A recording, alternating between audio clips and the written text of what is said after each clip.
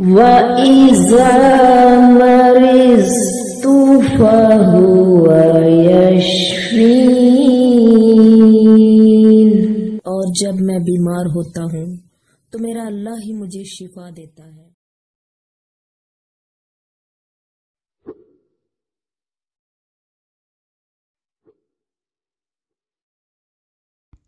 बिस्मिल्लाहिर्रहमानिर्रहीम।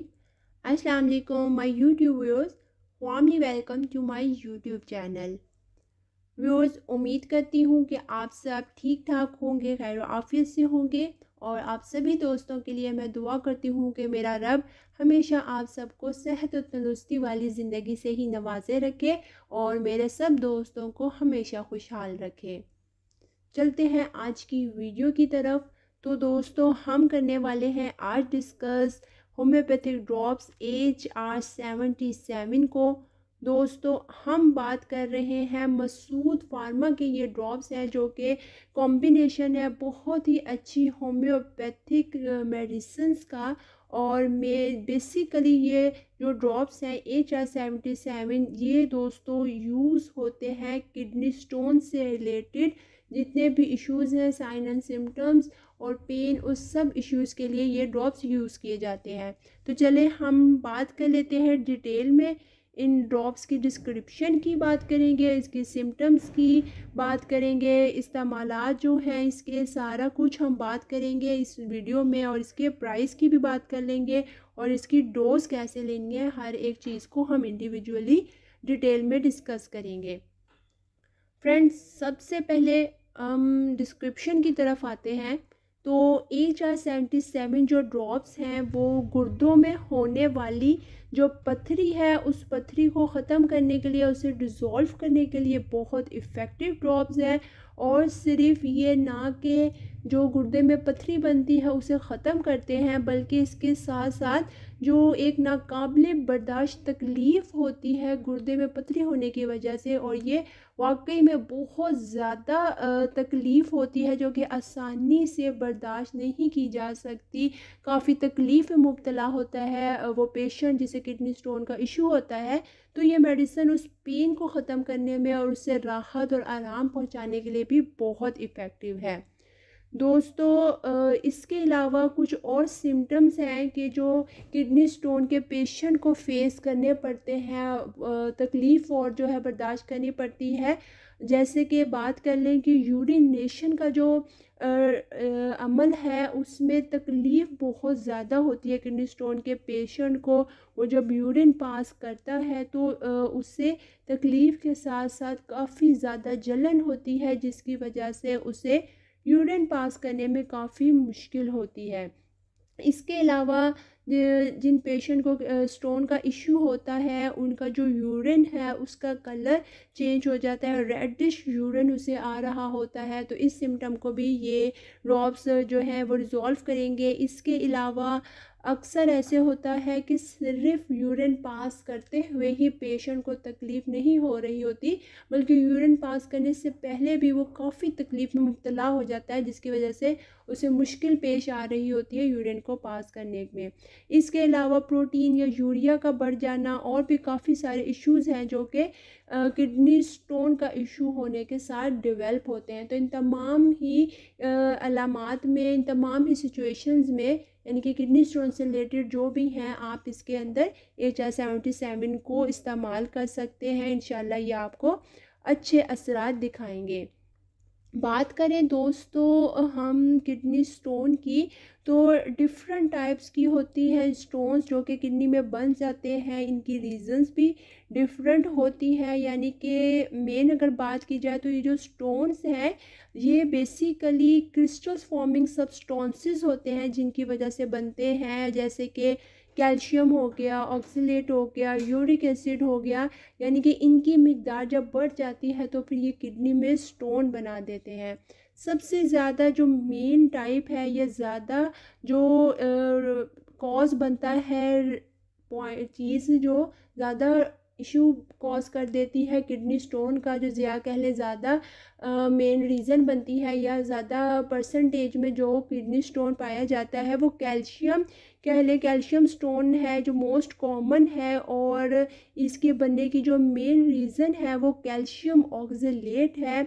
अगर हम इसको बचना चाहते हैं इस स्टोन से तो बेहतर होगा कि हम ऐसा फूड जो कि ऑक्सलेट रिच है दोस्तों, हम उसे अपनी डेली रूटीन में ज़्यादा मिकदार में इस्तेमाल ना करें, उसको कम से कम इस्तेमाल करें ताकि जो हाई रिस्क बन जाता है किडनी स्टोन का उससे बचा जा सके।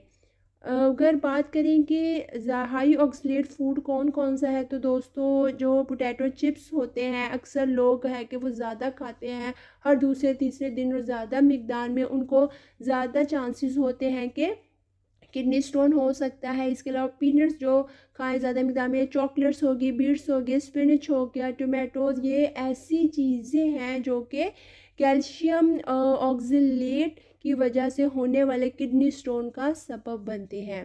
दोस्तों किडनी स्टोन जो है वो एक, जैसे हमने पहले बात की कि काफ़ी तकलीफ़ दे बीमारी है या काफ़ी तकलीफ़ दे इशू है।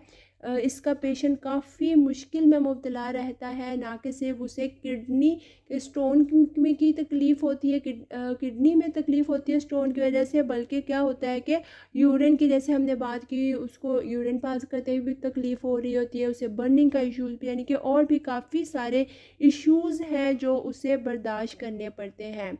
यूरिन से मुतल्लिक और भी कुछ सिम्टम्स हैं जो किडनी स्टोन के पेशेंट में शो होती है दोस्तों, जैसे कि अक्सर तो उसे फ्रीक्वेंट डिज़ायर होती है यूरिन पास की, लेकिन अक्सर क्या होता है मिकदार में उसे कम भी, यानी कि डेली रूटीन में जो जितना उसे यूरिन आता है अचानक ही काफ़ी उसे कम यूरिन आना शुरू हो जाता है। अक्सर जो है वो यूरिन ब्लडी भी हो जाता है, कभी क्लाउडी हो जाता है, या फिर स्मेल काफ़ी ज़्यादा यूरिन की बढ़ जाती है। जैसे ये कह लें कि घोड़े के पेशाब की स्मेल जैसी स्मेल भी पैदा हो जाती है, यानी कि बहुत सी अलामात हैं जो कि सामने देखने में आती हैं जब पेशेंट को किडनी स्टोन का इशू हो जाता है। इसके अलावा अक्सर पेशेंट को ये भी होता है कि मतली बहुत होने लग जाती है, नौजिया का मसला हो जाता है। तो बहुत सारे ऐसे इश्यूज़ हैं, जैसे कि पेन ज़्यादा होने की वजह से फ़ीवर भी हो जाता है, और सर्दी लगने का भी, कि अगर इन्फेक्शन प्रेजेंट हो उसमें तो फिर उसको ठंड का मसला भी हो सकता है। काफ़ी सारे ऐसे इशू हैं, ज़रूरी नहीं कि जो यूरिन का कलर है वो रेडिश हो, अक्सर जो उसे यूरिन आ रहा होता है पिंक कलर का भी हो जाता है, कभी ब्राउन कलर का भी हो जाता है।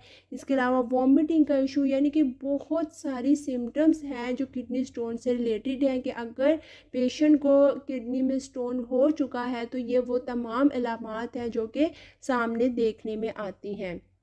दोस्तों अब बात करें इसके डोज की, कि आपने इस मेडिसिन को कैसे इस्तेमाल करना है। तो आपने इसे इस्तेमाल करना है, हाफ़ कप पानी लेना है दोस्तों, और हाफ़ कप पानी के अंदर आपने अच्छा, एक चीज़ के इस्तेमाल आपने अपनी पेन के लिहाज से और कंडीशन के लिहाज से करना है, कि अगर तो आपकी पेन कम है तो आप इसे दिन में सिर्फ 3 दफ़ा इस्तेमाल करें, कि स्टोन भी जो है वो बहुत छोटे साइज़ का है, तो दिन में सिर्फ 3 दफ़ा आप 15 से जो 20 कतरे हैं आधे कप पानी के अंदर इस्तेमाल करेंगे। लेकिन जो है अगर कंडीशन सीवियर है, एक्यूट कंडीशन है, तो फिर आप क्या करें कि आप 2 से 3 घंटे के बाद भी इस मेडिसिन को, इन ड्रॉप्स को आप रिपीट कर सकते हैं। आप उसे अपनी कंडीशन के अकॉर्डिंग करेंगे, जितनी आपको पता है कि मेरी जो तकलीफ़ है वो कितनी काबिल बर्दाश्त है या कितनी नाकाबिल बर्दाश्त है, तो उसके अकॉर्डिंग ही आपने इन ड्रॉप्स को इस्तेमाल करना है। और आप अगर स्टार्टिंग में भी आप 2 या 3 या 4 घंटे के इंटरवल पे भी इस्तेमाल कर रहे हैं, लेकिन उसके बाद आपको जैसे जैसे रिकवरी होती जाती है, आपको आराम आता जाता है, तो फिर आप डोज को इस तरह कम करेंगे कि फिर आप दिन में पहले सिर्फ 4 दफ़ा उसको लेंगे, और फिर जैसे मज़ीद और आराम आएगा फिर आप अपनी डोज को और कम करके कोशिश करके दिन में सिर्फ 3 दफ़ा ही आप इस मेडिसिन को इस्तेमाल करें, और उस वक्त तक इस्तेमाल करते रहें जब तक जो स्टोन है वो डिज़ोल्व होकर यूरिन के ज़रिए निकल ना जाए। दोस्तों, ऑपरेशन करवाने से पहले एक दफ़ा कोशिश करें कि आप किसी अच्छे होम्योपैथिक डॉक्टर को कंसल्ट करें और होम्योपैथिक मेडिसिन को इस्तेमाल करें। होम्योपैथी में बहुत सी ऐसी मेडिसिन हैं, बहुत से ऐसे होम्योपैथी मेडिसिन के कंपाउंड हैं जिनको यूज़ कर कर आप सर्जरी के बग़ैर ही या लेज़र से जो तोड़ते हैं स्टोन को, ऐसी कोई भी ट्रीटमेंट करवाएं बग़ैर ही आप उसे जो स्टोन है उसको डिज़ोल्व करके यूरिन के ज़रिए आपका जो स्टोन है वो पास हो सकता है। तकलीफ़ उसको सर्जरी की तरफ जाने से बेहतर है कि एक दफ़ा किसी अच्छे होम्योपैथिक डॉक्टर से कंसल्ट करके आप एक दफ़ा होम्योपैथिक मेडिसिन को ज़रूर ट्राई करें। बात कर लेते हैं इसके प्राइस की, तो इसकी 150 रुपीज़ प्राइस है दोस्तों। मसूद फार्मा पाकिस्तानी प्रोडक्ट है, आपको इजीली किसी भी होम्योपैथिक मेडिकल स्टोर से ये अवेलेबल होंगे। Thank you.